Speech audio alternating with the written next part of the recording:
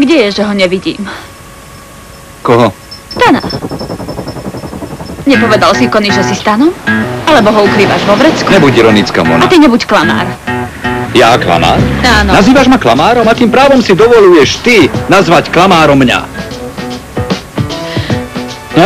Vieš, aké má Ricardo prednosti? Ten chán, s ktorým chodím. Dobre sa boskáva. Okrem toho. Má ma rád takú, aká som. A nezaujíma ho, či klamem veľa. Trošičku. Alebo príliš. Chce ma takú, aká som.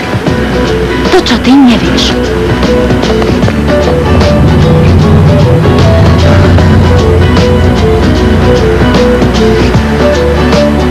Hej! Hej! Hej! Ahoj! To je prekvapenie, šampión, Áno, ahoj. prekvapenie, ale pre Monitu, keď sa dozvie, že sa vláčiš s inou babou. Nie, počkaj, vysvetlím ti to. Mne nič Ide o to- nevysvetľuj, vysvetlí to radšej jej. Nie, totiž ja s Monitou nemám nič spoločné. Ver mi. Ty chceš poprieť, že Monita je tvoja frajerka? Nie, to celé bol omyl. Myslel som si, že chce vzbudiť žiarlivosť u Kikeho, ale mám pocit, že ide skôr o teba. Počkaj si chvíľu. Tvrdíš, že to všetko Monita robila preto, aby vo mne vzbudila žiarlivosť? Úprimne povedané áno, lebo ja a Monita sme len kamaráti, nič viac. Kamaráti sú kamaráti.